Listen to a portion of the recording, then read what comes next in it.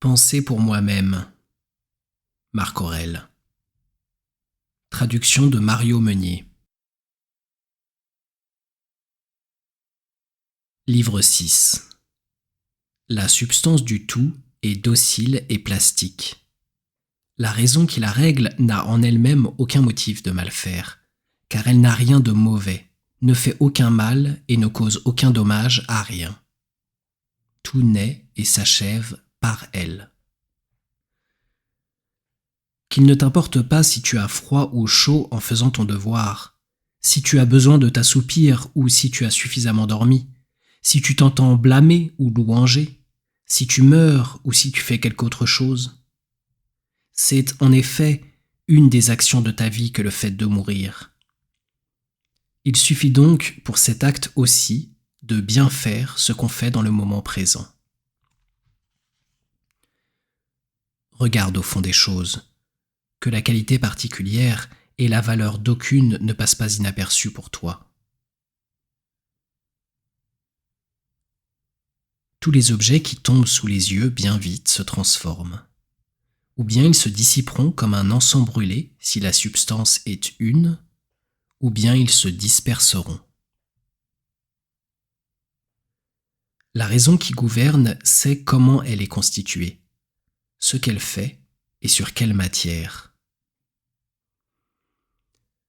Le meilleur moyen de t'en défendre est de ne pas leur ressembler. Ne mets ton plaisir et ton acquiescement qu'en une seule chose, passer d'une action utile à la communauté à une action utile à la communauté, en pensant à Dieu. Le principe directeur est ce qui s'éveille de soi-même, se dirige et se façonne soi-même tel qu'il veut, et fait que tout événement lui apparaît tel qu'il veut. Tout s'accomplit selon la nature du tout, et non selon quelque autre nature qui envelopperait le monde par le dehors, qui serait au-dedans enveloppée par lui, ou qui serait à part et distincte. Ou bien chaos, enchevêtrement, dispersion, ou bien union, ordre, providence. Dans le premier cas, pourquoi désirerais-je prolonger mon séjour dans ce pêle-mêle fortuit et dans un tel gâchis ? Qu'ai-je alors à me soucier d'autre chose que de savoir comment devenir terre un jour ? Et pourquoi me troubler ? La dispersion m'atteindra, quoi que je fasse. Mais dans l'autre cas, je vénère celui qui gouverne, je m'affermis et me repose en lui. Lorsque la contrainte des circonstances t'a comme bouleversé, rentre au plus tôt en toi-même, et ne t'écarte pas plus longtemps qu'il ne faut de la mesure, car tu seras d'autant plus maître de son accordement que tu y reviendras plus fréquemment. Si tu avais en même temps une marâtre et une mère, tu aurais des soins pour la première, mais c'est pourtant vers ta mère que tu ferais un retour assidu. Il en est de même en ce moment pour toi, de la cour et de la philosophie.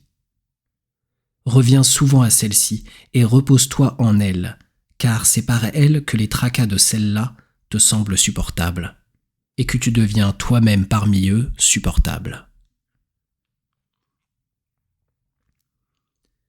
De même que l'on peut se faire une représentation de ce que sont les mets et les autres aliments de ce genre en se disant « ceci est le cadavre d'un poisson », cela le cadavre d'un oiseau ou d'un porc, et encore en disant du falerne qu'il est le jus d'un grappillon, de la robe prétexte qu'elle est du poil de brebis trempé dans le sang d'un coquillage, de l'accouplement qu'il est le frottement d'un boyau et l'éjaculation avec un certain spasme d'un peu de morve.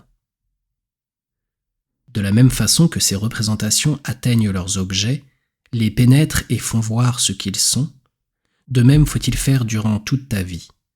Et toutes les fois que les choses te semblent trop dignes de confiance, mets-les à nu. Rends-toi compte de leur peu de valeur et dépouille-les de cette fiction qui les rend vénérables. C'est un redoutable sophisme que cette fumée d'estime. Et lorsque tu crois le mieux t'occuper à des choses sérieuses, c'est alors qu'elle vient t'ensorceler le mieux.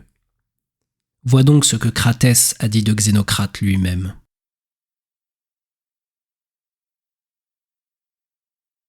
La plupart des objets que la foule admire se ramènent aux plus généraux, aux objets qui subsistent en vertu d'une façon d'être ou d'un état de nature. Pierre, bois, figuier, vigne, olivier. Ceux qu'admirent les gens un peu plus sensés, aux êtres qui subsistent par une âme vivante, comme les troupeaux de gros et de menu bétail. Ceux qu'admirent les gens encore plus cultivés, aux êtres doués d'une âme raisonnable, non pas toutefois de l'âme universellement raisonnable, mais de celle qui rend habile dans les arts, ingénieux de quelque autre manière, ou simplement capable d'acquérir un grand nombre d'esclaves. Mais celui qui honore l'âme universellement raisonnable et sociale ne fait plus aucun cas du reste.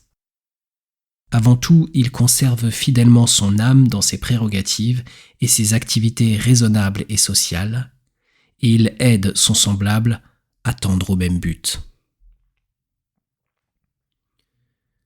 Sans cesse entre les choses, les unes se hâtent d'être, les autres se hâtent d'avoir été, et de ce qui vient à l'être, quelque partie déjà s'est éteinte.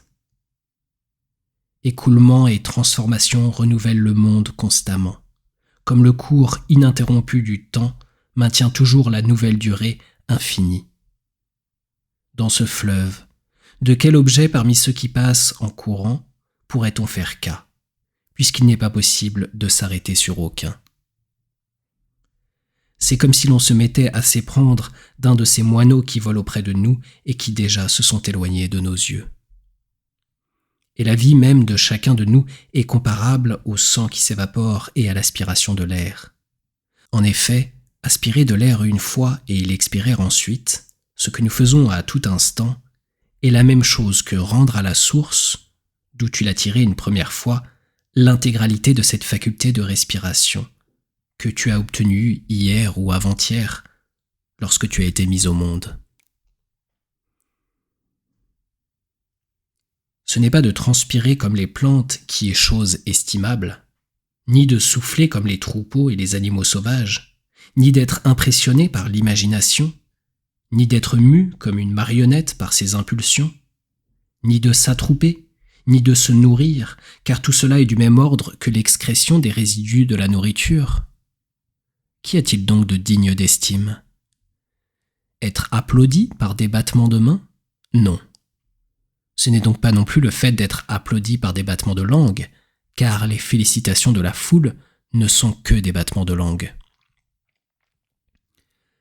Tu as donc aussi répudié la gloriole. Que reste-t-il alors de digne d'estime? Il me semble que c'est de régler son activité et son repos selon sa propre constitution, but où tendent aussi les études et les arts. Tout art, en effet, tend à ceci, à ce que toute constitution soit convenablement appropriée à l'œuvre pour laquelle elle fut constituée. Le vigneron qui cultive la vigne, le dompteur de chevaux et le dresseur de chiens cherchent ce résultat. Les méthodes d'éducation et d'enseignement, à quoi s'efforcent-elles? Voilà donc ce qui est digne d'estime, et si tu parviens heureusement à l'acquérir, tu ne te réserveras pour aucune autre chose. Ne cesseras-tu pas d'estimer aussi beaucoup d'autres choses? Tu ne seras donc jamais libre, ni capable de te suffire, ni sans passion. Il est fatal, en effet, que tu en viennes à envier, à jalouser, à soupçonner ceux qui peuvent t'enlever ce que tu estimes, et à dresser des embûches contre ceux qui les possèdent. Bref, il est fatal que celui qui est privé de ce qu'il juge estimable soit troublé, et qu'en outre il adresse 1000 reproches aux dieux. Mais le respect et l'estime de ta propre pensée feront de toi un homme qui se plaît à lui-même, en harmonie avec les membres de la communauté et en accord avec les dieux, c'est-à-dire un homme qui approuve avec acquiescement les lots et les rangs qu'ils ont attribués.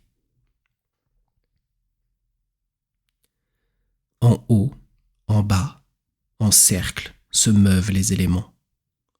Le mouvement de la vertu n'est compris dans aucune de ces directions. Mais c'est quelque chose de plus divin, et c'est par une voie difficile à comprendre qu'elle avance et qu'elle suit heureusement son chemin. Quelle façon d'agir! Les hommes de leur temps et qui vivent avec eux, ils ne veulent pas les louer. Mais ils tiennent beaucoup à être eux-mêmes loués par ceux qui viendront après eux, qu'ils n'ont jamais vus et ne verront jamais. C'est à peu près comme si tu t'affligeais de ce que ceux qui t'ont précédé n'ont pas tenu sur toi des propos louangeurs.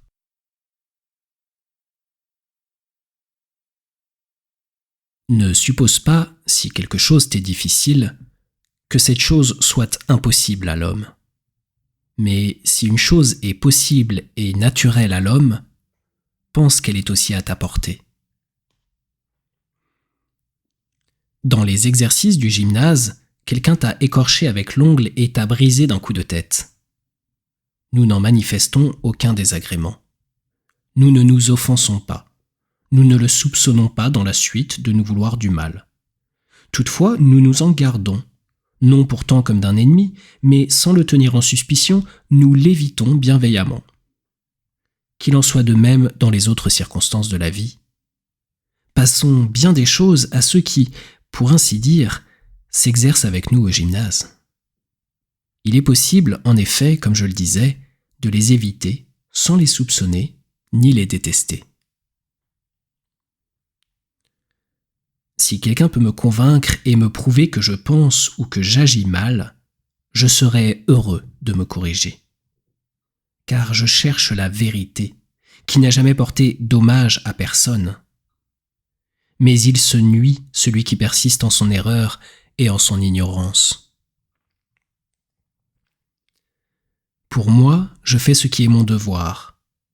Les autres choses ne me tracassent point, car ce sont ou des objets inanimés, ou des êtres dépourvus de raison, ou des gens égarés et ne sachant pas leur chemin. Envers les animaux sans raison, et en général envers les choses et les objets qui tombent sous les sens, usant comme un être doué de raison vis-à-vis d'êtres qui en sont dépourvus, magnanimement et libéralement. Mais envers les hommes, usant comme vis-à-vis d'êtres doués de raison, et conduis-toi avec sociabilité. En toute occasion, invoque les dieux, et ne t'inquiète pas de savoir durant combien de temps tu agiras ainsi. Car c'est assez même de 3 heures employées de la sorte. Alexandre de Macédoine et son muletier, une fois morts, en sont réduits au même point. Ou bien ils ont été repris dans les raisons génératrices du monde, ou bien ils ont été pareillement dispersés dans les atomes. Considère combien de choses, durant un même infime moment, se passent en chacun de nous, tant dans le corps que dans l'âme. De la sorte, tu ne seras plus étonné si beaucoup plus de choses, ou plutôt si toutes les choses, coexistent à la fois dans cet être unique et universel que nous appelons le monde. Si quelqu'un te demandait comment s'écrit le nom d'Antonin, ne t'appliquerais-tu pas à articuler chacun des éléments de ce mot? Et alors, si l'on se fâchait, te fâcherais-tu à ton tour? Ne poursuivrais-tu pas avec tranquillité l'énumération de chacune des lettres? De même aussi, souviens-toi qu'ici-bas, tout devoir se compose d'un certain nombre d'obligations marquées. Il faut les observer et, sans se troubler ni se fâcher contre ceux qui se fâchent, poursuivre avec méthode ce qu'on s'est proposé. Comme il est cruel de ne pas laisser les hommes se porter aux choses qui leur paraissent naturelles et dignes d'intérêt. Et pourtant, en un certain sens, tu ne leur accordes pas de le faire, lorsque tu t'indignes de ce qu'ils commettent des fautes. Ils s'y portent généralement, en effet, comme des choses qui leur seraient naturelles et dignes d'intérêt. Mais il n'en est pas ainsi. Instruis-les donc, et détrompe-les, sans t'indigner. La mort est la cessation des représentations qui nous viennent des sens. des impulsions qui nous meuvent comme avec des cordons, du mouvement de la pensée et du service de la chair. Il est honteux que, dans le temps où ton corps ne se laisse point abattre, ton âme en ce même moment se laisse abattre avant lui. Prends garde à ne point te césariser, à ne pas te teindre de cette couleur, car c'est ce qui arrive. Conserve-toi donc simple, bon, pur, digne, naturel, ami de la justice, pieux, bienveillant, tendre, résolu dans la pratique de tes devoirs. Lutte pour demeurer tel que la philosophie a voulu te former. Révère les dieux, viens en aide aux hommes. La vie est courte. L'unique fruit de l'existence sur terre est une sainte disposition et des actions utiles à la communauté. En tout, montre-toi le disciple d'Antonin. Pense à son effort soutenu pour agir conformément à la raison, à son égalité d'âme en toutes circonstances, à sa piété, à la sérénité de son visage, à sa mansuétude, à son mépris de la vaine gloire, à son ardeur à pénétrer les affaires. Pense aussi à la façon dont il ne laissait absolument rien passer sans l'avoir examiné à fond et clairement compris, dont il supportait les reproches injustes sans y répondre par d'autres reproches, dont il traitait toutes choses sans précipitation, dont il repoussait la calomnie, dont il s'enquêtait méticuleusement des caractères et des activités. Ni insolence, ni timidité, ni défiance, ni pose. Pense comme il se contentait de peu pour sa demeure, par exemple pour sa couche, son vêtement, sa nourriture, son service domestique.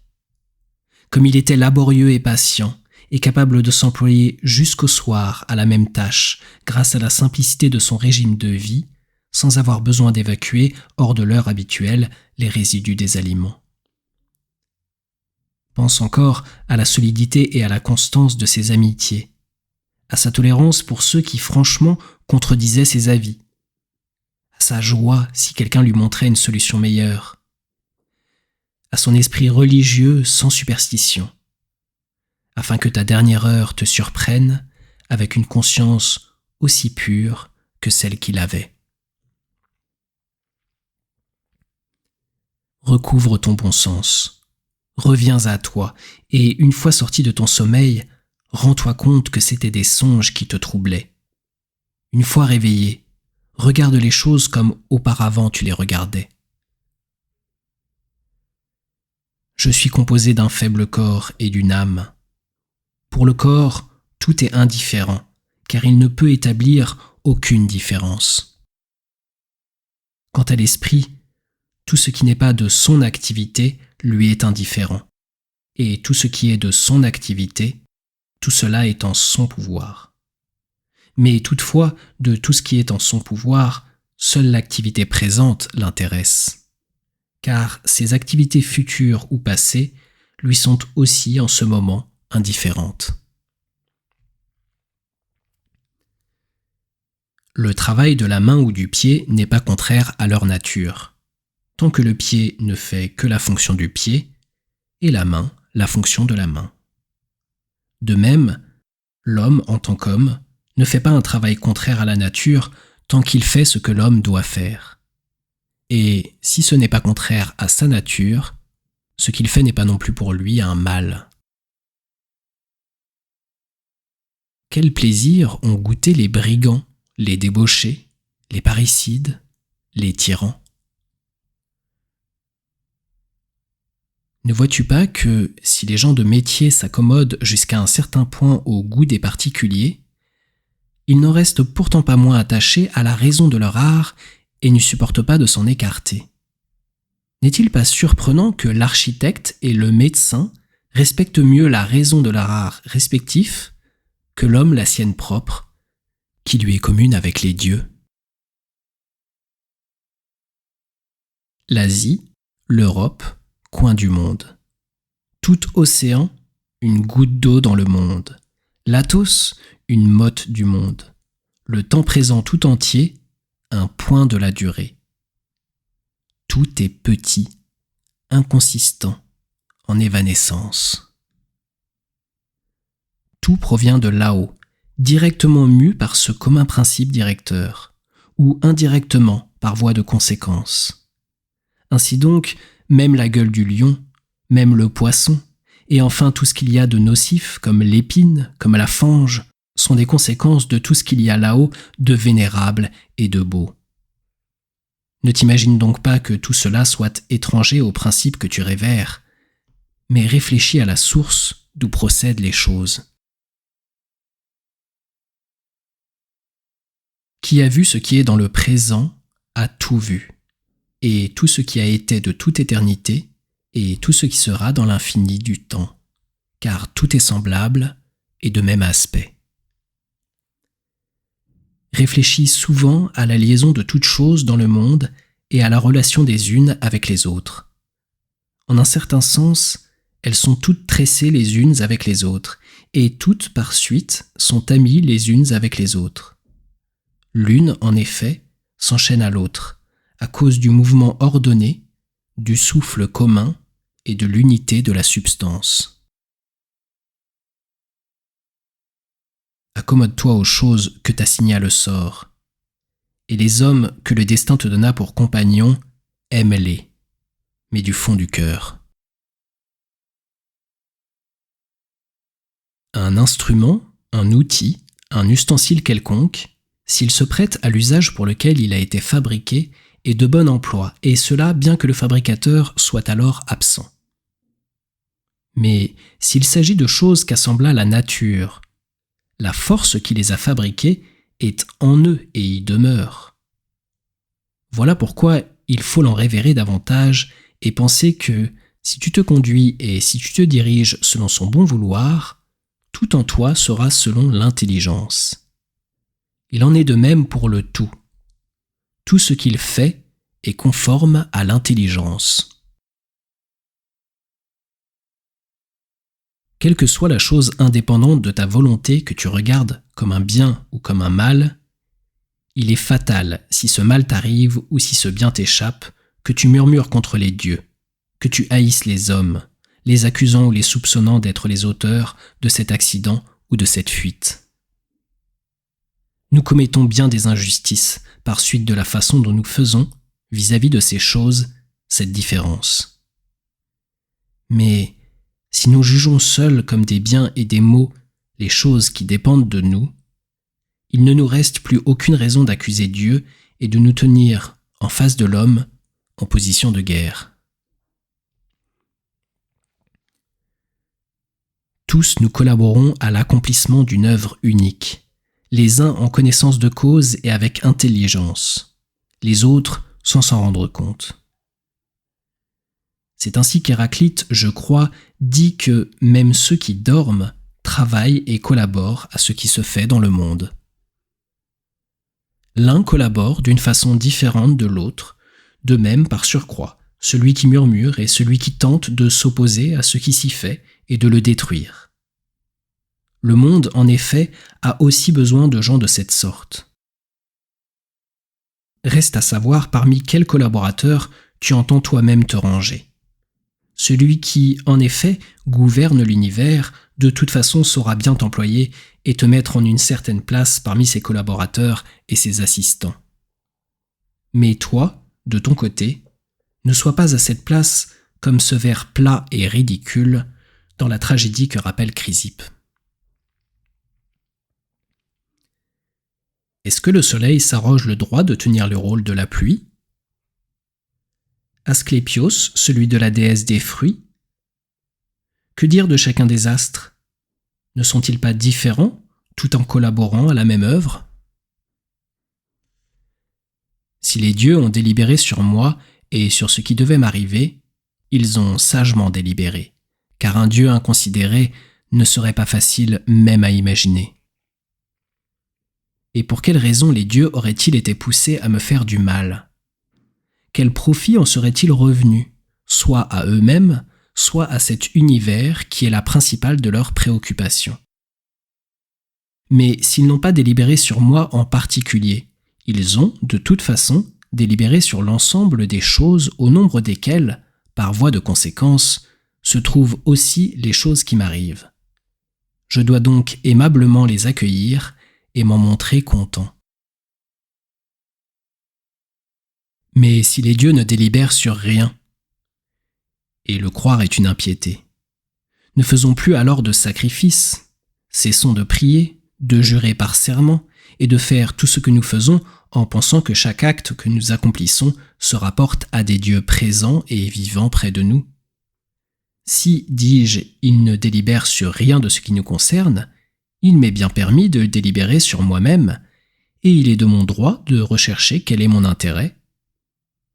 Or, l'intérêt est, pour chacun, ce qui est conforme à sa constitution et à sa nature.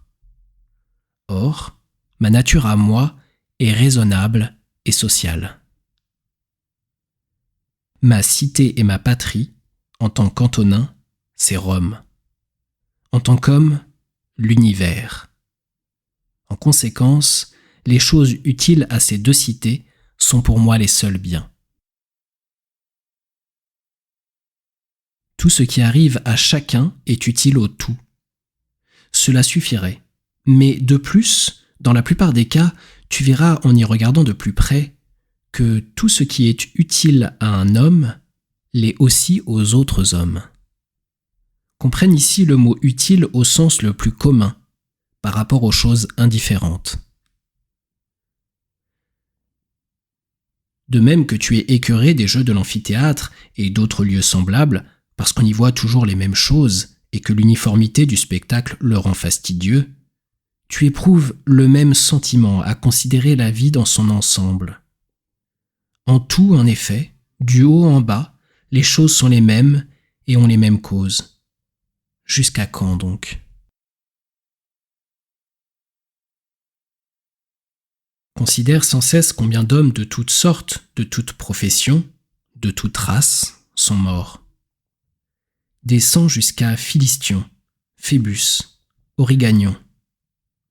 Passe maintenant aux autres races. Il nous faut donc émigrer là où se sont rendus tant de puissants orateurs, tant de graves philosophes, Héraclite, Pythagore, Socrate, et tant de héros avant eux, et après eux tant de généraux, de tyrans. Ajoute à ceci Eudoxe, Hipparque, Archimède, tant d'autres pénétrantes natures, tant d'âmes magnanimes, laborieuses, industrieuses, tant de présomptueux railleurs de cette vie périssable et éphémère que mènent les hommes, tels Ménippe et tous ses pareils. Tous ces gens-là pensent qu'ils sont morts depuis longtemps. Qu'y a-t-il à cela de terrible pour eux ? Qu'y a-t-il donc là de terrible aussi pour ceux dont le nom n'est jamais prononcé ? Une seule chose ici-bas est digne de prix, passer sa vie dans la vérité et dans la justice, en se gardant indulgent aux menteurs et aux injustes.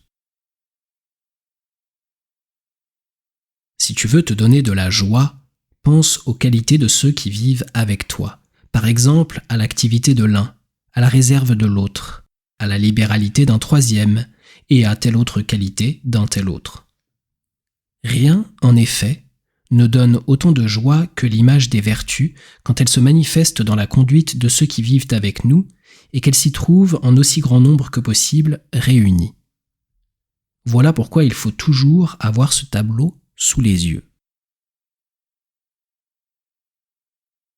T'affliges-tu de ne peser que tant de livres et non 300 ? Comporte-toi de même s'il te faut vivre tant d'années durant et non davantage. Tout comme, en effet, tu te contentes de la part de substance qui t'a été départie, qu'il en soit de même de ta portion de temps. Essaye de les persuader, mais agis, même malgré eux, quand la raison de la justice l'impose ainsi.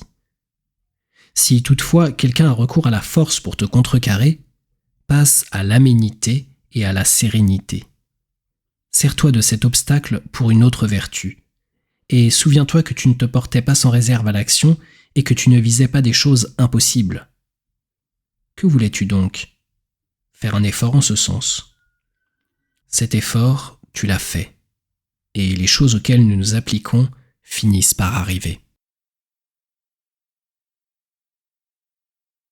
Celui qui aime la gloire met son propre bonheur dans les émotions d'un autre.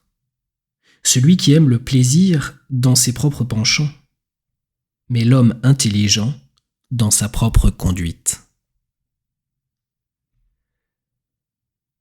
Il m'est permis, sur ce sujet, de n'avoir pas d'opinion ou de ne pas troubler mon âme. Les choses, en effet, ne sont point, par elles-mêmes, de nature à pouvoir créer nos jugements. Habitue-toi à être attentif à ce qu'un autre dit, et autant que possible, entre dans l'âme de celui qui parle. Ce qui n'est pas utile à l'essaim n'est pas utile à l'abeille non plus. Si les matelots injuriaient le pilote, ou les malades le médecin, pilote et médecin se préoccuperaient-ils d'autre chose que d'assurer l'un le salut de l'équipage et l'autre la santé de ceux qu'ils traitent? Combien de ceux avec qui je suis entré dans le monde en sont déjà partis? Ceux qui ont la jaunisse trouvent le miel amer. Ceux qui ont été mordus par un animal enragé redoutent l'eau. Et les petits-enfants trouvent belle leur balle. Pourquoi donc m'irriter? Crois-tu que l'erreur soit d'une moindre influence que la bile chez l'ictérique ou que le venin chez celui que mordit un animal enragé? Personne ne t'empêchera de vivre selon la raison de ta propre nature. Rien ne t'arrivera qui soit en opposition avec la raison de la nature universelle. Que sont-ils ceux à qui l'on veut plaire? Et pour quel profit et par quel procédé? Comment le temps aura-t-il fait de tout recouvrir? Et que de choses déjà n'a-t-il pas recouvertes?